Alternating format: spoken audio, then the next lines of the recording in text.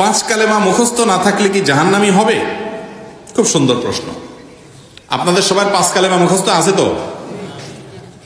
নাই? সর্বনাশ ভাই।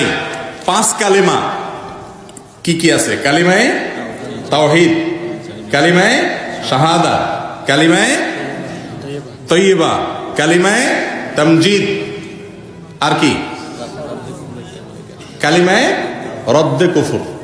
এই পাঁচ কালিমা নামও তো ভালো করে মিলাতে পারি না, ওনার হেল্পে মিলাইছি। তাহলে বোঝা গেল যে এই পাঁচ কালিমা আলাদা আলাদা মুখস্থ করতে হবে এমন কোন বিষয় জরুরি না।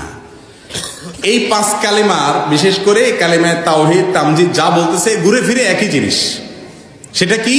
আল্লাহর একত্ববাদে বিশ্বাস করা, আল্লাহকে মাবুদ হিসাবে স্বীকৃতি দেওয়া, অন্তরে অন্তঃস্থল থেকে বিশ্বাস করা, এবং রাসূল করিম সাল্লাল্লাহু আলাইহি সাল্লামকে আল্লাহর নবী রাসূল হিসাবে স্বীকৃতি দেওয়া, তার আনুগত্য করা।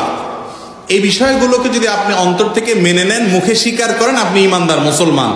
এই কালিমাগুলো বিশেষ করে এই পাঁচও কালিমা আলাদা আলাদা, এটার ভাষা আরবিতে মুখস্থ করতে হবে এমন কোনো বাধ্যবাধকতা নাই, আর এটা কোনো হাদিসেও এভাবে আসে নাই। আলেম ওলামারা ওই কালিমাতুত তাওহীদটাকে বা কালিমায়ে তাইয়্যিবাকে বা কালিমায়ে শাহাদাটাকে বিভিন্নভাবে ভাগ করেছেন, বিভিন্ন ফরম্যাটে তারা তৈরি করেছেন। মূলত কোনো হাদিস থেকে এরকম কোনো আলাদা আলাদা করে কালিমা পার্ট বাই পার্ট করা হয়নি যেগুলো মুখস্থ করতে হবে, না হলে আপনি জাহান্নামে যাবেন। মূল বিষয়টা হলো আপনার ভিতরে তাওহীদের বিশ্বাস আছে কিনা, রিসালাতের বিশ্বাস আছে কিনা।